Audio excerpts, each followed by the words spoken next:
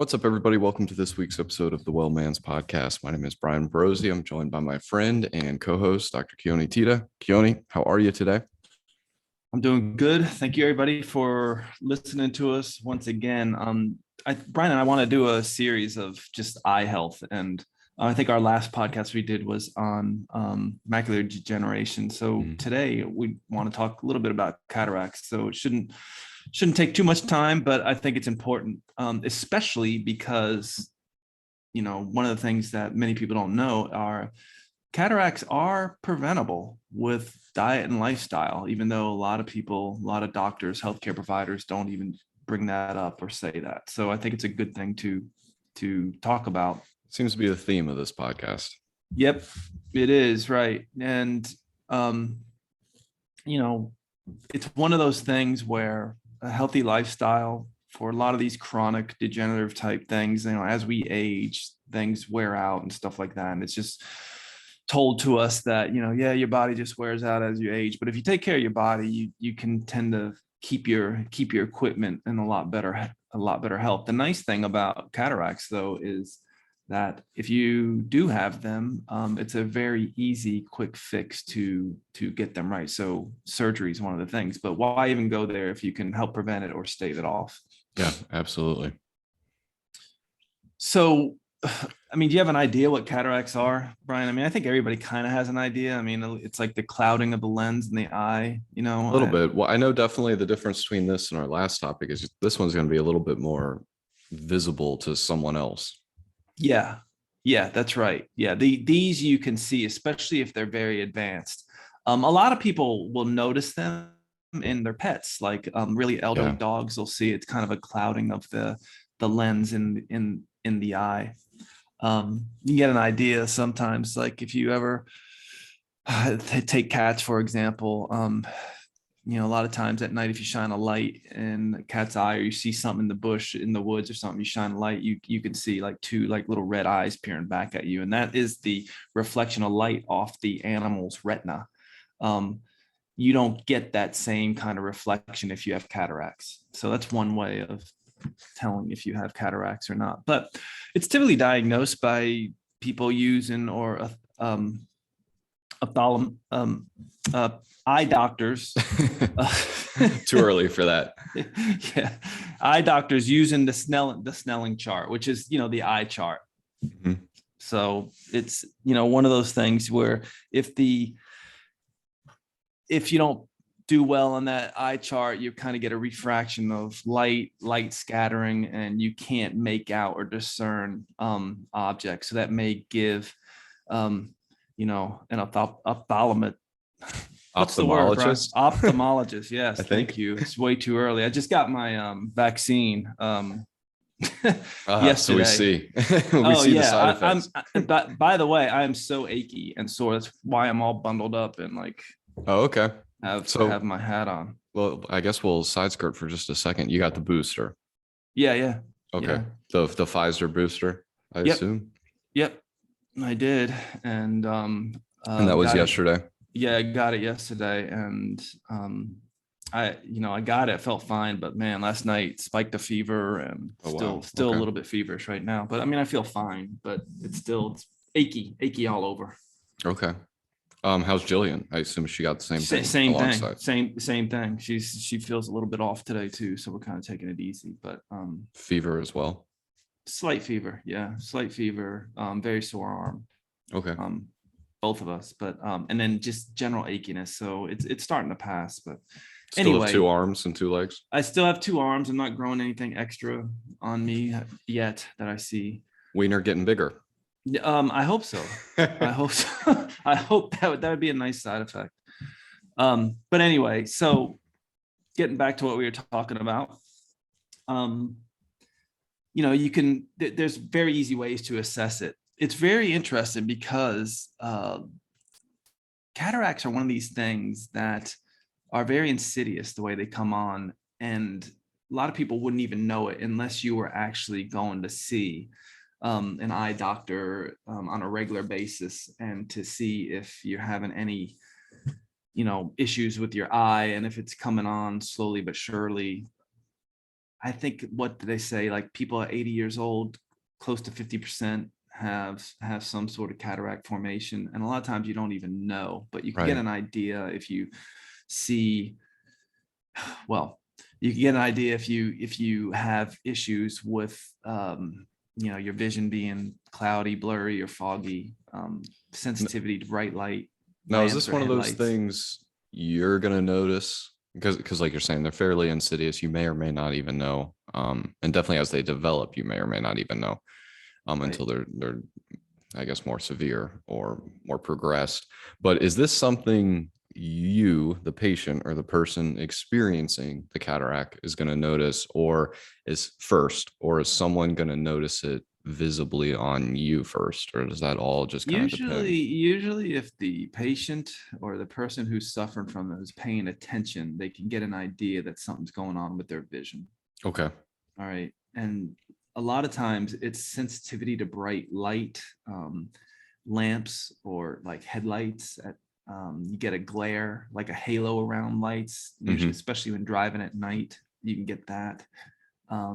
You may see it with prescription changes in glasses, including like sudden nearsightedness or myopia. Double vision may be one of the things that you see. A need for brighter light to read to just help you discern what you're reading. General difficulty seeing at night. And then some changes in the way that you see color. But the thing about it is, it's so slow how it progresses that many people don't kind of they just don't get it. They don't think that may be an issue. And a lot of people just chalk it up to, well, I'm getting older, so I hear your vision may get worse as you go, Mm-hmm. as you age. And age is one of the main risk factors for it. The nice thing about cataracts is, though, they're not painful, so that's pretty good. Typically they're not painful. I mean, they can become very painful at an advanced stage, but typically they're not painful at all. One of the things that I just want to stress with cataracts, and as far as being preventable, it is interesting that people with diabetes are much more likely to develop cataracts. And this kind of gives you a sense of the mechanism of action of how you develop cataracts. And so with diabetes, and we've talked about this a number of times, you get what's called advanced glycation end products. And that acronym is AGES. So, kind of makes sense.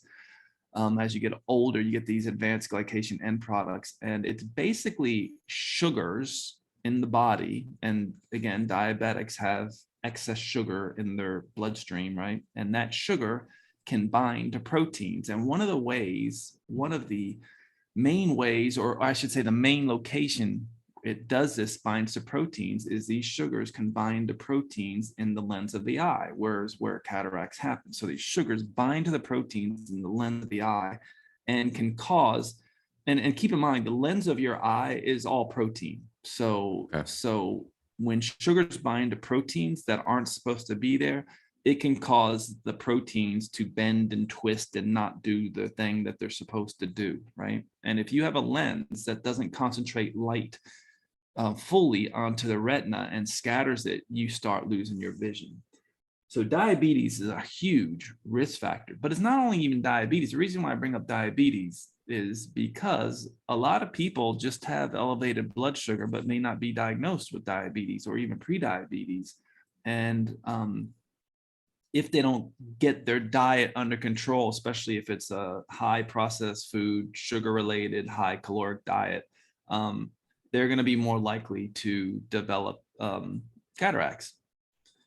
So when we did our diabetes podcast, we've done a number of them. We talked about diabetes on a number of podcasts. But one of the ways to cure type 2 diabetes, we're not talking about type 1, although type 1, you also are going to have, if you're not careful about keeping your blood sugar levels stable, an increased incidence of developing cataracts. But diabetes type 2 is one of those things that is curable, especially when caught early. And one of the best ways to do that is with intermittent fasting. So how many times have we talked about that, right? You put space between your meals. Of course, you want to eat right too, but you put space between your meals so your body can get rid of the excess cellular trash. Again, advanced glycation end products are cellular trash in the body. Also, if you intermittent fast, you get lower levels of sugar floating around the body. Your body kind of uses it up and uses it as it needs. And there's some indication in animal studies. We don't have any good human studies, but at least in animal studies, that kind of intermittent fasting can really help keep the incidence of cataracts down. Which makes you also think that maybe some sugar meds like metformin or some what we call carbohydrate or amylase inhibitors, things that keep your body from metabolizing carbohydrates so they pass through you. I think one of the drugs that we talked about before is acarbose. Anyway, it's kind of like one of these sugar inhibitors that keeps sugar from being absorbed into the body, and that has some indication or seems to help prevent or decrease the risk of the development of cataracts.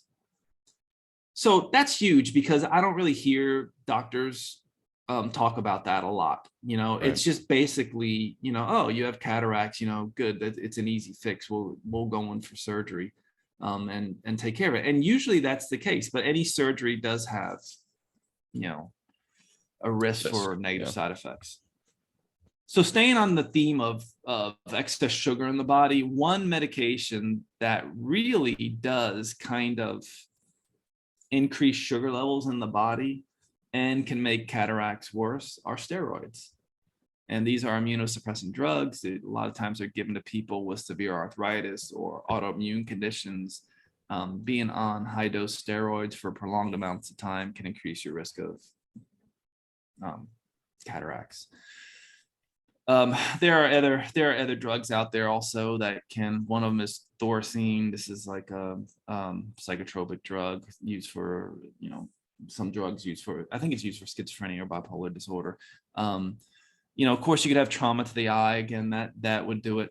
Another thing that I want to bring up, which is a great preventive also, is radiation in general. So you see people who are like lab techs, x-ray techs, they may have more of an increased risk of cataracts, but also it's not so much them, it's also people who go outside in very sunny weather, don't wear sunglasses a lot to kind of get rid of, excess UV light coming into their eyes. It just kind of protects the eyes from development of cataracts. So if you're in the sun a lot without eye protection, that can increase your risk also. Let's see.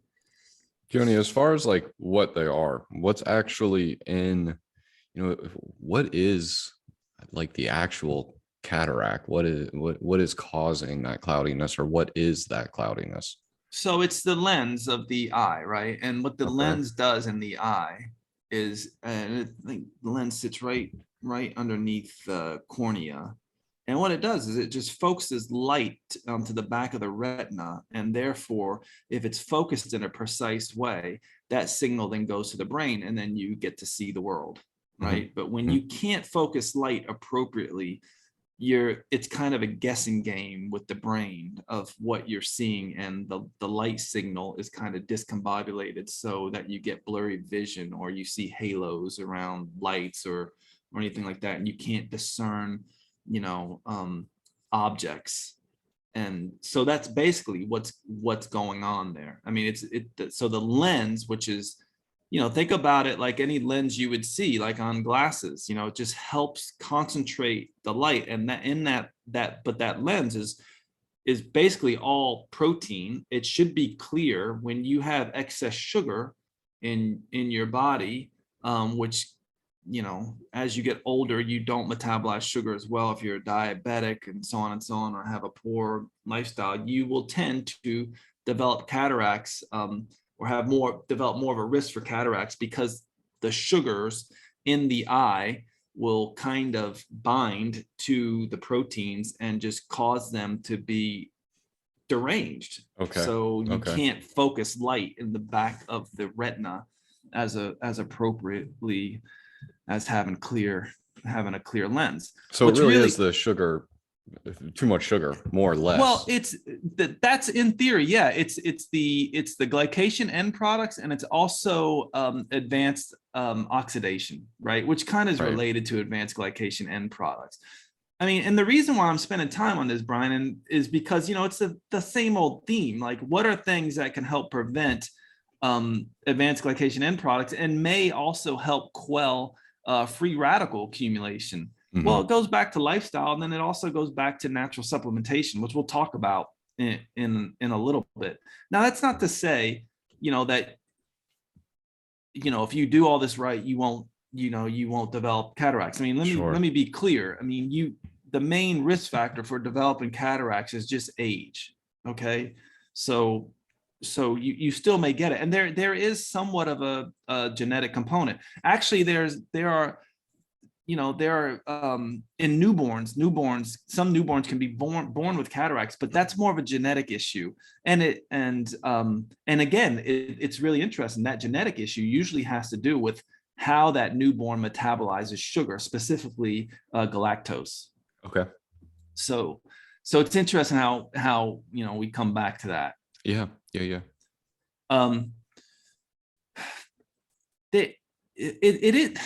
I find it fascinating how easy the procedure is, though, to kind of remove cataracts. I mean, if you have cataracts pretty bad, I mean, this is like an in-out procedure. It's like I don't know. Like an outpatient procedure. Yeah. It's like you go in there, and an hour later you come out with a new lens, and you can actually go on about your life. I mean, your eye may be irritated, and it may take some time to.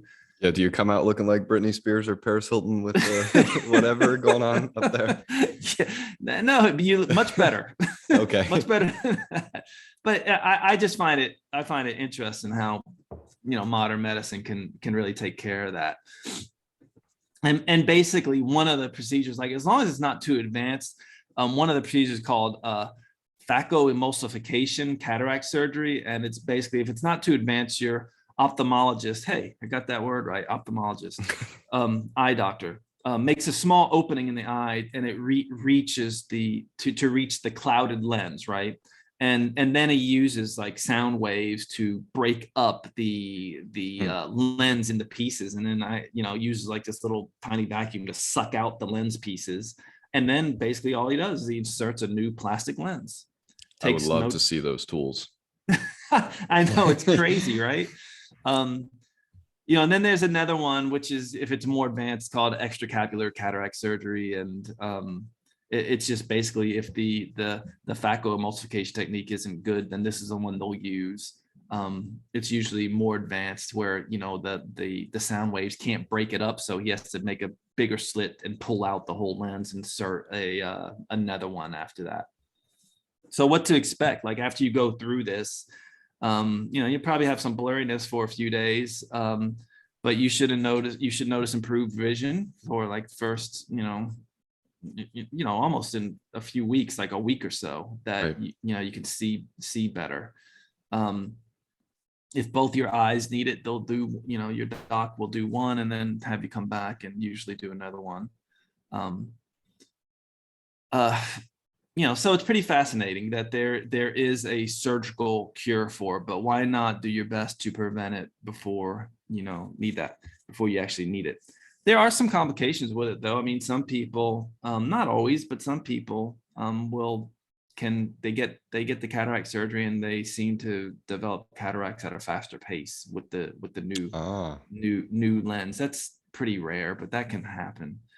But my main thing with this is, there's a surgical cure, but there's so many things you can do to prevent it that it's great. Just like with macular degeneration, like we were talking about in the last podcast, it basically follows the same kind of protocol on how to, prevent these eye things and keep your eyes healthy. Mm-hmm. Other things that, people can kind of gather from what we're talking about, quitting smoking. Smoking, as with most things, is detrimental, and it does seem to increase your risk of cataracts. Limited alcohol consumption. Again, alcohol can increase your risk of cataracts. increasing your intake of fruits and vegetables. These are natural sources of antioxidants. So it goes back to that free radical theory, kind of quelling the free radicals. Minimizing foods that high in saturated fats, and meats and things like that. And I say minimizing it. We've talked about like what is one of the most well-researched diets out there, and it just tends to be the Mediterranean diet, which is full of vegetables. It's not certainly not nearly as high in meat as the standard American diet, and it's low in processed foods. And then maintaining your glucose levels, which is so huge for the anti-aging, slowing down the aging process. What else should we talk about before we go into kind of the natural interventions? Yeah, that's what I was really just next curious about, is what we do to prevent it. So as far as we know, we'll get into, like you said, kind of natural preventatives, but lifestyle stuff, obviously maintaining a healthy diet, exercise, you mentioned like the smoking and things like that. Obviously, is there anything else that I left off of that list? Kind of, we talked about sun exposure, so just being cautious wearing sunglasses if you're in a very bright area. Yep. I think of the beach where it's refracting off of everything. That's so blinding. Yeah. Stuff. Is there anything I missed there? No, not really. I do.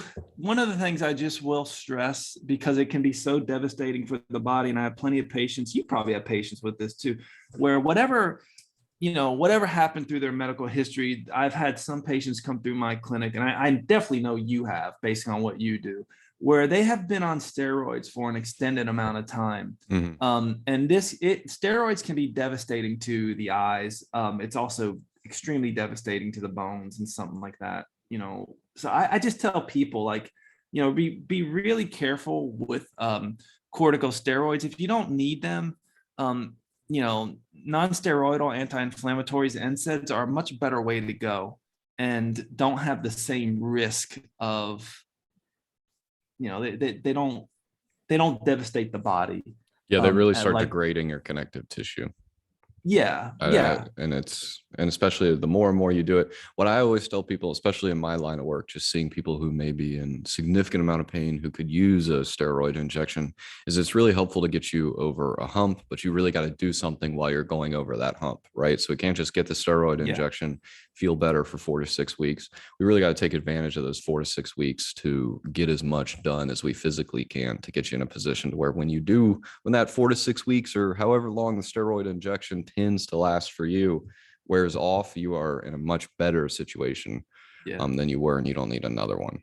Because yes, that's the last thing you want, is to be receiving many or multiple of those. Right.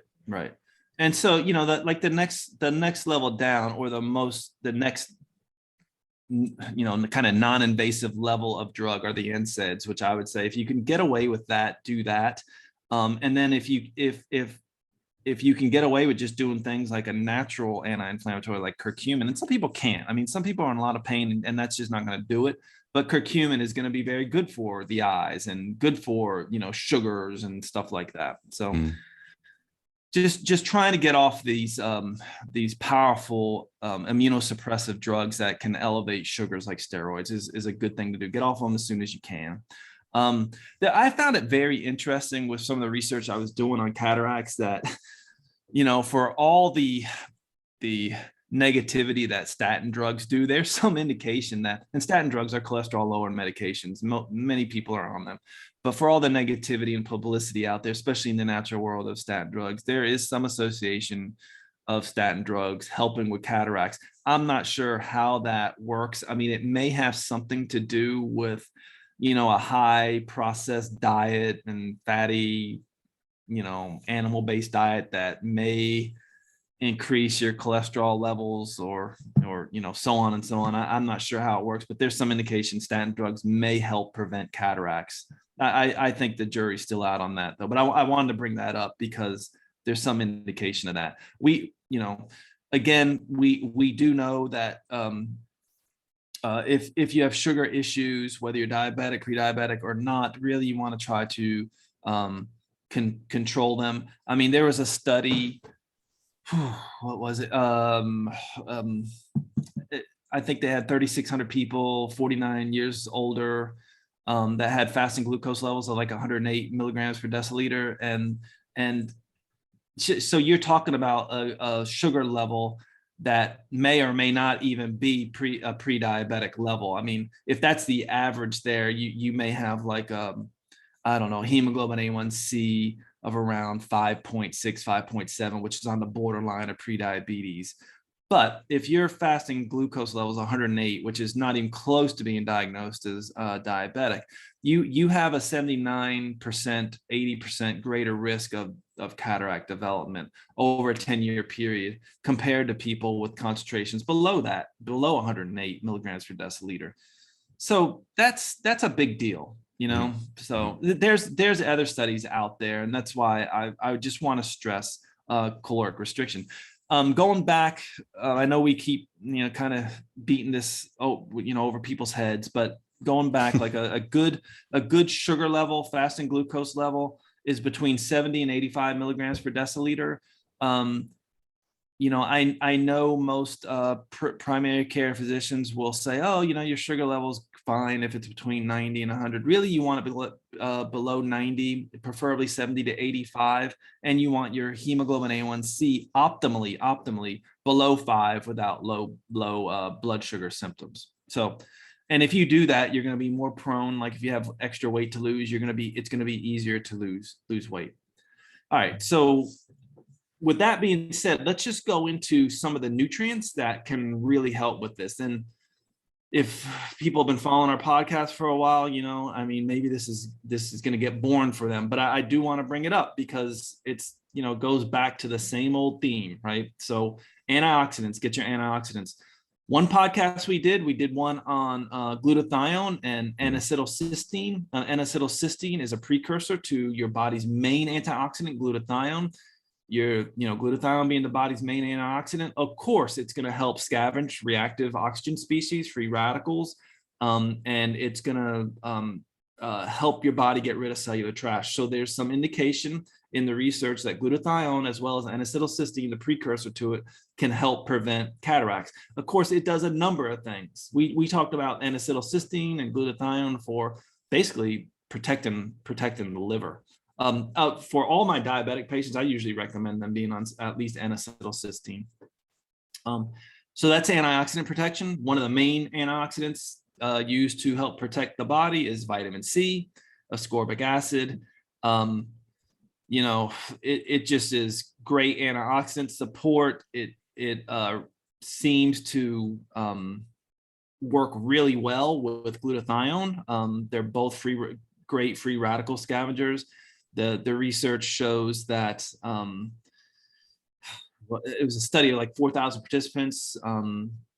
For every 1 milliliter to milligram per deciliter increase of vitamin C in the blood, there was a 26% decrease in the development of cataracts. So there's been a number of studies with that. Mm-hmm. Vitamin B2, riboflavin. It's one of these B vitamins that's just really key to helping break down carbohydrates and lipids. So it's great for cellular energy balance, keeping everything running smoothly. One study in women showed the highest dietary riboflavin intake as compared to those with the lowest intake had a lower risk for cataracts. Vitamin B2, these are, and vitamin C for the most part. These things are, both of those are usually found in a good multivitamin. So again, I'm a big proponent of a good multivitamin taken on a regular basis, right. And we did a podcast on that a while back on what is a decent multivitamin. Yes. But another one is vitamin E. Again, free radical scavenger. I just tell people, we talked about this in our multivitamin podcast, just try to get a multivitamin that has a complete complex of vitamin E. There's alpha tocopherol, gamma tocopherol, delta, beta. You want to make sure you have all of those in there. The study among women revealed those with the highest intake of vitamin E from food and supplements had a 14% lower risk of cataracts. There's other studies out there also that show the same thing. Lipoic acid. Again, this one, lipoic acid. Actually, the multivitamin that I recommend for, and I take it also, but especially for pre-diabetics and diabetics, has lipoic acid in there. It's a potent antioxidant. It based on the studies, also seems to help prevent diabetic cataract formation. I would just say this, just as a side note, when people buy lipoic acid, you want to get the R form of it, because the R form is the more biologically available form. So you should see that on the label, R lipoic acid being the main one. Melatonin. Again, most people think about melatonin helping with sleep. It's a potent antioxidant. It seems to help prevent cataracts. Melatonin, like most hormones, melatonin is a hormone in your body. As we age, does seem to decrease. It can be useful. I mean, some research indicates that it's useful in preventing cataract formation, especially among the elderly.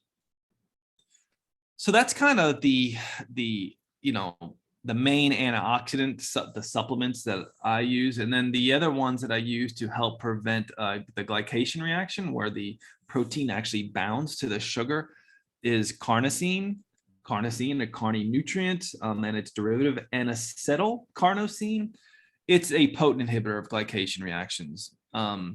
And it has been shown to efficiently penetrate the lens. So you're probably getting more bang for your buck taking carnosine. This is really cool. There's actually carnosine eye drops that you can use, N-acetylcarnosine eye drops, that seems to help delay the onset of diabetic induced cataracts. Interesting. Okay. Yeah, and it's effective in animals as well. There seems to be some good studies on dogs. So N-acetylcarnosine eye drops can help. It's interesting, right? Carnosine, carne nutrient. Carne in Latin means meat. It's found in high concentrations of meat. I'm not saying, go out and eat meat and get plenty of carnosine. You really do need to supplement, because we do know there's some indication high animal-based product diet, especially meat-based diet and high in saturated fat, also can exacerbate cataracts. So carnosine is one of those things that I recommend just supplementing with. Again, the multivitamin that I like to use for my diabetic patients actually has carnosine in it.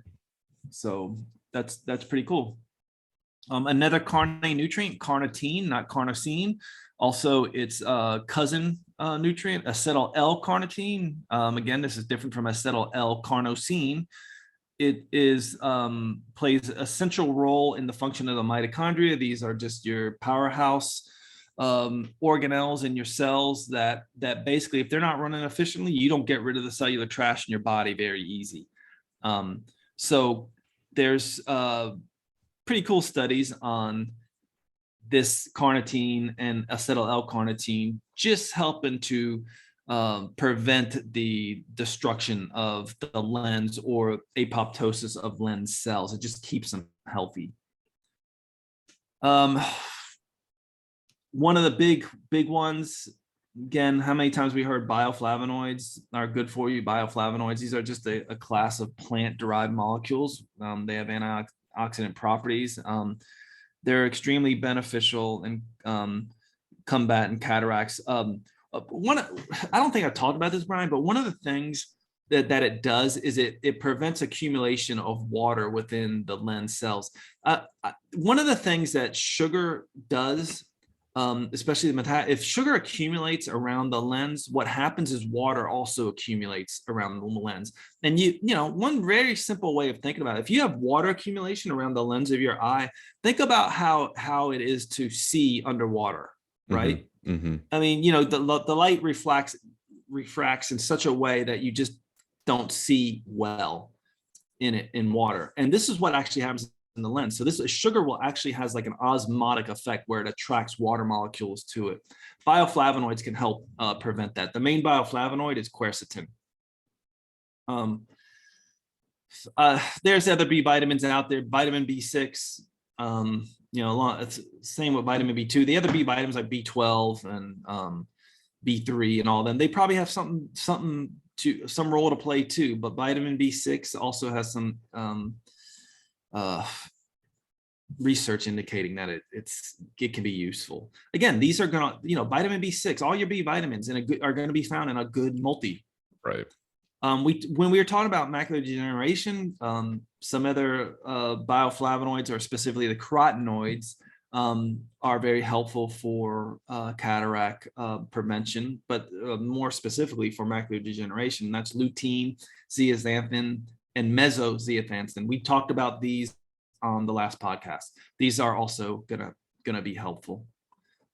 As far as foods go, blueberries and bilberries, but specifically bilberry, which is a European blueberry, it's very, very rich in anthocyanins, and anthocyanins are powerful antioxidants, and they are great at modulating all kinds of inflammatory processes. You have excess sugar in the lens of your eye or in your body, you're going to be more inflamed over the long term. Green tea and black tea, there's some indication the antioxidant molecules in those can help. These are the catechins and polyphenols. They've been studied for a broad range of human health conditions, for the most part across the board.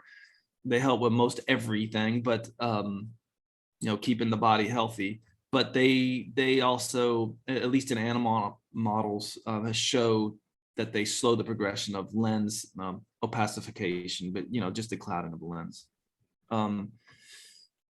Resveratrol, one of my favorite anti-aging nutrients, that has some animal studies shown that it will help. Selenium is another one that will be found in a good multivitamin, very high in Brazil nuts, by the way. It helps to, the selenium, I think the way, if we had to get down to the molecular action, I think the way it works best is by just helping recycle your body's main antioxidant, which is glutathione. And then the last one here, because I know we went through a big list and I'm going pretty fast, but the last one here that I think is fascinating that I just learned about recently is vitamin K. And vitamin K is a fat soluble vitamin. It's found in high amounts in leafy greens such as spinach and collard greens, and specifically the one, and this one doesn't get a lot of press, so to speak, the vitamin K1 is phylloquinone. Most times we're reading about a specific vitamin K called vitamin K2 and all its kind of isomer type compounds, but vitamin K1 is actually dietary vitamin K. So you can get it from a lot of greens. Anything with greens is going to have vitamin K1. Well, it's been shown to inhibit the enzyme aldose reductase, and this enzyme converts glucose sugar into sorbitol, and sorbitol seems to concentrate around the lens, especially if you have a very high sugar diet. And sorbitol has a very powerful osmotic effect where it brings water into the lens, and it contributes significantly to the pathogenesis of cataracts. That's one of the reasons why years back, this whole thing where sorbitol is used as a sweetener in certain processed foods. One of the reasons was sorbitol can, affect eye health. So it's probably best to avoid it. But if you're eating a high sugar diet, your body will naturally make sorbitol and it will concentrate in the lens. So, and also sorbitol will degrade also into fructose, which also has osmotic effects. So it's like a double whammy for cataract formation. And vitamin K seems to help prevent that, which I find fascinating. That's really, really cool to see that. There was a study, 58,000 Mediterranean people. They were just assessed for their vitamin K via food questionnaires. I mean, these aren't great studies, but they're telling. But after 6 years of follow-up, participants who consumed the highest levels of vitamin K, they ate their greens, had a 30% lower risk of developing cataracts than those with the lowest intake. So eat your green leafies. Yeah, I mean, it's the stuff that our grandmothers and mothers and told us. So it's common sense stuff. So anyway, I think I got everything we wanted to talk about. Is there anything else? No, not on my end. All right. All right. Well, thanks everybody for listening to us once again. Hopefully this was useful and helpful. Yes. Until next week, we will talk with you then. Be well. Take care.